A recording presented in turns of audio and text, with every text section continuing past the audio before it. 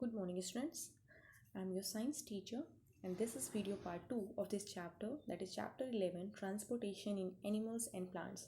So students, in the previous video part we have already discussed about circulatory system in humans, about blood vessels, heartbeat. So today we are going to discuss about excretion in animals.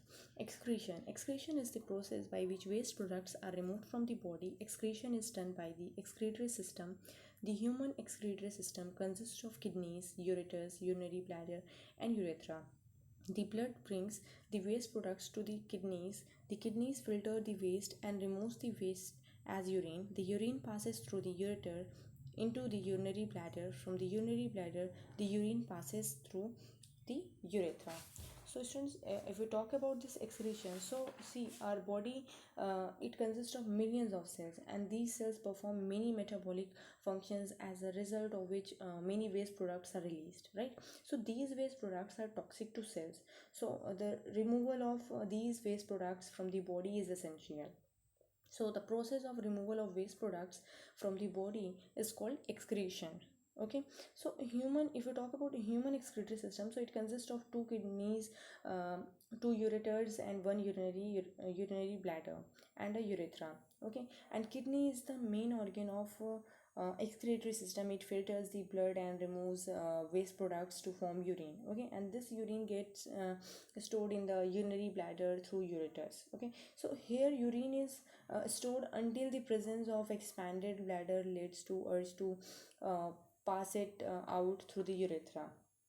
Okay, and students, if we talk about this, so about 1 to 1.8 liter urine is discharged from an adult human within 24 hours. And students, this urine contains 95% of water, and 2.5% urea, and 2.5% other waste products. Okay, like if we talk about the other animals, okay, like if we talk about fish, so they excrete their cellular waste in the form of gaseous substances called ammonia. Okay, now this excreted ammonia dissolve in water. Now if we talk about birds and lizards, so they excrete uric acid, right?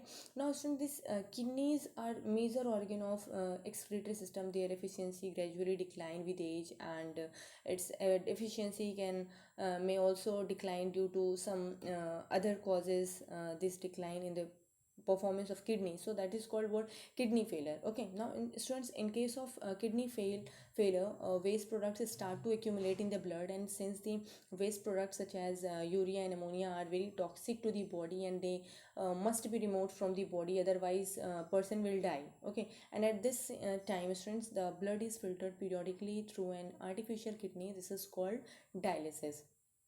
Okay, now we talk about sweating. So students, this sweating is another way of excretion in which body removes water and salt in the form of sweat. Now sweating, students, keeps also keeps down our body temperature, and drops of sweat evaporate from the skin and provide a cooling effect to the skin. Okay, now we talk about transportation in plants. See students, in plants, transport of food, water, and minerals takes place through special tissue called vascular tissues. Okay, see students, if we talk about transport of substances in plants, so students, we can say that you all know about the roots. See, roots of the plants, they absorb water, and it is transported to all parts of the plants, right? And similarly, leaves of the plants photosynthesize to prepare food, and this food is transported to all parts of the plant. Okay, now students, now question arises that how does transportation of these substances takes place in plants? See, unlike animals, plants do not have any circulatory system to transport various materials, right? So instead, they have specialized tissues, students, that help to transport of food, minerals, and water, right? And these tissues, students, that help in transport of substances in plants, so they are called what? Vascular tissues. Okay, and students, these plants contain two types of vascular tissues, which is xylem and phloem. Okay, so here you can see that tissues is a group of cells which perform a specialized function. Vascular tissue is of two types, that is called what? Xylem and phloem.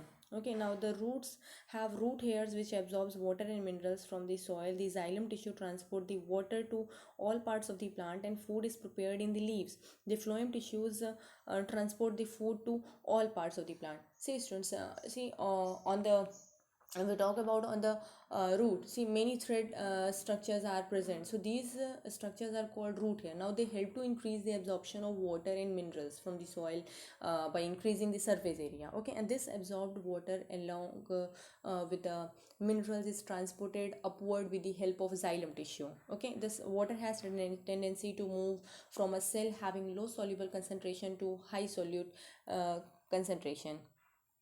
Okay, now due to this strength characteristics, this water reaches to the xylem of root from the soil and then other parts of the plants. Okay, and if we talk about transport of food, so students, we can say that the food synthesized by the leaves is transported in a soluble form to all parts of the plants by another vascular tissues, that is called what? Phloem. Okay, so students, we can say that students, there are special uh, two uh, two types of vascular tissue, that is xylem and phloem. Okay, so which help to transport. Now if we talk about xylem, so it is the tissue which is responsible for transport of water in plants. Okay, now if we talk about phloem, so it is the tissue responsible for transport of food in plants. Now the last topic, that is transpiration. So transpiration is the process by which plants give out water through the stomata in the leaves. The evaporation of water from the leaves produces a suction pull which can pull water to great heights in tall trees.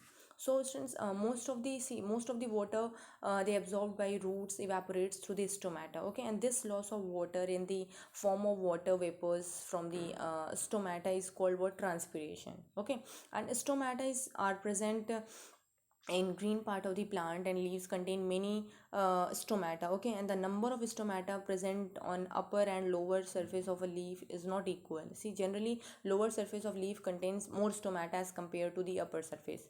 Okay, now if we talk about transpiration students, so it help in the plant in many ways. Like if we talk about it provides cooling effect to plants, and it creates a suction pull so that water can pull upward in the tall trees.